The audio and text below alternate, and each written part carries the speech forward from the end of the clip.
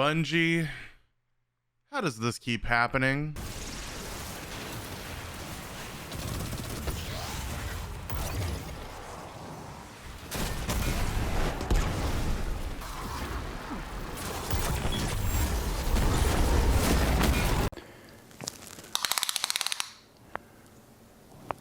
That's quite big.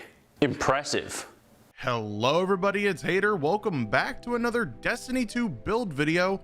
And here we are again talking about a melee Titan build. No, not that one. Everyone already knows how broken the throwing hammer is. No, we're talking about the other melee attack that Solar 3.0 Titan has, the Hammer Strike. As the name implies, it is the shoulder charge variant for Solar Titan, meaning you need to sprint before you can use it. Solar 3.0 really shook it up this time around by making it apply Scorch to the target it hits or ignite them if it kills. That by itself doesn't really give you any reason to use it, since the throwing hammer is completely refundable if you pick it up or you have another Titan brother throwing them at your back. However, something that we can use on Hammer Strike that throwing hammer can't is a 1-2 punch shotgun. Recently, Bungie completely gutted the use of 1-2 punch shotguns with throwing hammer because it, quote unquote, did too much damage. 1-2 punch is going to add an additional 200% more melee damage to our next melee attack after landing all pellets in a shot. We pair that with an exotic like the Syntheseps or Worm God's Caress, and we're adding even more damage. You guys already know this. We're familiar with it. I've talked about a lot of Solar Titan melee builds on my channel. You shoot your 1-2 punch shotgun, you deal damage with your enhanced melee because of your exotic, and you just shred everything in sight. We already know this. Something that does need to be addressed though is how we're getting our Hammer Strike back. Because unlike throwing hammer, once we use it, it's gone, kaput, it's no more. Reduced to atoms even. What if I told you though that we can get it back almost instantaneously with a small change Bungie just made to the game? Recently, as we know, Bungie sent out buffs to the Solar 3.0 subclasses. Warlocks got new ways to heal, Hunters, well, they got nothing. But Titans though had their burning maul damage increased by 25%, fixed an issue where the Roaring Flame aspects wasn't proccing sometimes, and the huge important thing, which is this line of text. While Roaring Flames is active, your uncharged melee attack now deals solar damage and applies 30 Scorch stacks to targets per hit. By itself, it doesn't sound all that great, but in actuality, this completely makes the Heart of Inmost Light exotic chest piece null and void in our build. That uncharged melee attack we're talking about here is considered a powered melee attack for the mod Melee Wellmaker, meaning as long as we have Roaring Flames active, we have a way to create elemental wells and gain our melee energy back. Combine this with the Charge with Light mod, Heavy-Handed, to gain half of our melee abilities energy back every time we use it, and we have borderline constant hammer strikes. This, ladies and gentlemen, is going to be the foundation of our build. We're going to use a 1-2 punch shotgun like the Ragnil D that you can craft, Tractor Cannon for a debuff, Syntheseps or Worm God's Caress to empower our melee damage, and Hammer Strike combined with Roaring Flames, Melee Wellmaker, and Heavy-Handed to gain our energy back. Everything from this point on is preference to your own build. For the subclass itself, let's talk about that. For the super, I prefer using the new Burning Maul, since they buffed its damage by 25%, pairing it with Tractor Cannon or any global debuff and Syntheseps turns it into an absolute DPS machine. Hammer Strike is going to be the melee of choice, and then you can use any kind of grenade of your choosing. I prefer thermite grenades. Roaring Flames is going to be your main aspect, as we talked about earlier. Getting kills with solar abilities or ignition procs is going to increase the damage of our solar abilities, stacking up to 3 times. This is going to go hand in hand with our Hammer Strike or any other damage ability in our kit. Soul Invictus is going to be the other aspect we're using. Now on top of the insane damage we're dishing out with Roaring Flame abilities and our Hammer Strike, we're now going to create sunspots on any kind of Scorch kill that we create. These sunspots are going to deal constant Scorch damage to enemies nearby them, and when we step inside of them, it's going to give us the Soul Invictus buff, allowing our abilities to regenerate even faster, give us constant healing with the Restoration buff, and it's going to extend the time on our super as long as we're standing inside of it. For the fragments, starting on the left, Ember of Torches. This is the most logical option to pair with this build. Every time we hit a combatant with our powered melee, it's going to make us and everyone around us radiant, meaning we have 25% weapon damage until the buff runs out. Next up, Ember of Eruption. This is a very interesting fragment to pair with this build.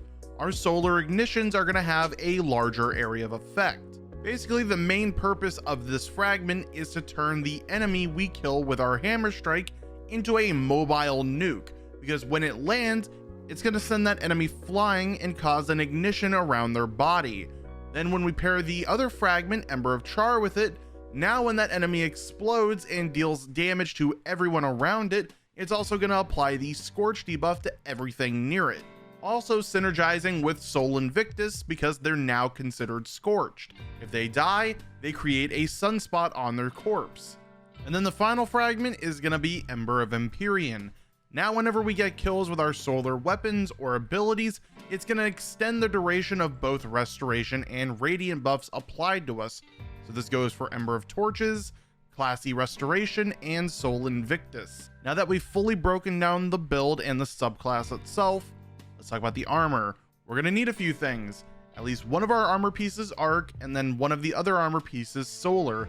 Everything else can be whatever you have. Starting off over at my helmet, I have mine as arc, and this can be one of my filler pieces because I'm using melee Wellmaker. As we talked about earlier, our uncharged melee attack is now going to apply a burn effect and synergize with this. On top of our Hammer Strike and our uncharged melee attack, we're pretty much going to be proccing this all the time. And then of course I'm using some filler mods, Harmonic Siphon so I can create Orbs of Power, and Unquenchable Thirst from the artifact to pair with my Callus mini tool. Moving on down to the arms, I'm using Syntheseps in my build. Like I said, you could use the Worm God's Caress in its place, but Syntheseps' exotic perk is going to add 200% more melee damage to our melee attacks whenever enemies are nearby us. The other added effect is that our super is also going to deal 50% more damage. This is going to pair really nicely with the Hammer Strike for our build, and it's also going to further enhance my Burning Mauls damage. On it though, we're using Elemental Ordnance, so whenever our grenade gets a kill, it's also going to create Elemental Wells. This mainly just makes it where we don't have to rely on only getting kills with our melee attack to gain Elemental Wells. Moving on down to the chest piece now, this is the armor piece I recommend you have arc. The reason behind that is because of the Armor of the Dying Star chest mod from the artifact this season. It's going to allow us to reduce incoming solar and void damage at the same time.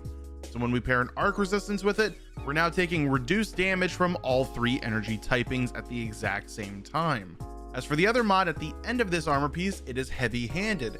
As we talked about earlier, Heavy-Handed is going to refund half of our melee abilities energy back every time we use our melee ability, all at the cost of one stack of Charge with Light. This is going to be the most important mod of the entire build. Without it, it's going to make the cooldown on our Hammer Strike feel extremely sluggish. So if you guys don't happen to have this mod at this given time, then I recommend that you check in with HaterTheOne every single day to see if she is selling this mod. Moving on down to the boots, we are going to be using the mod Elemental Charge. We need to gain stacks of Charge with Light somehow, and this is going to be the mod that's going to do it. Every time we get a kill with our melee attack or our grenade and we pick up that Elemental Well, it's going to give us 2 stacks of Charge with Light because it matches our subclass type. This is basically going to give us infinite stacks of Charge with Light so that we can always have Heavy-Handed procced. And then for my build, I'm using Innervation on the side because I am using Harmonic Siphon in my helmet. This is just something a little extra that I like having with my build. Finally though, moving on down to the class item, this is the armor piece that I have solar for the mod Bountiful Wells. Bountiful Wells is going to cause our elemental well mods that we have equipped to create one additional elemental well every time that they proc. So because we're using elemental ordnance and melee well maker in our build, they're both going to create 2 solar elemental wells each every time that they proc. Again, giving us more constant ability energy so that we have higher uptime on our hammer strike. And then finally, the star of the show that everybody is using is Classy Restoration. Activating your solar class ability is going to give you 2 times restoration. Everyone knows about this mod, and it's pretty mandatory on any solar build that you run. Other than that, that is going to be the build for today's video. This one is really fun. I actually really enjoy this build a lot. It spices things up a lot since everyone and their mother is using the throwing hammer build, and I just personally enjoy seeing a giant number on the screen when I hit something with a shoulder charge. Overall though, if you guys have any questions, feel free to leave them down in the comments. You can also catch me live over at Twitch every single day at 7 p.m. Eastern. I play Destiny 2 over there, or you can catch me playing other games like Lost Ark or maybe even Monster Hunter. If you found this video helpful, then the best way to support the channel is by giving the video a like and subscribing so you'll be up to date whenever a new build video comes out. Either way, I hope you all enjoyed the video. I'm going to catch you in the next one. Bye bye.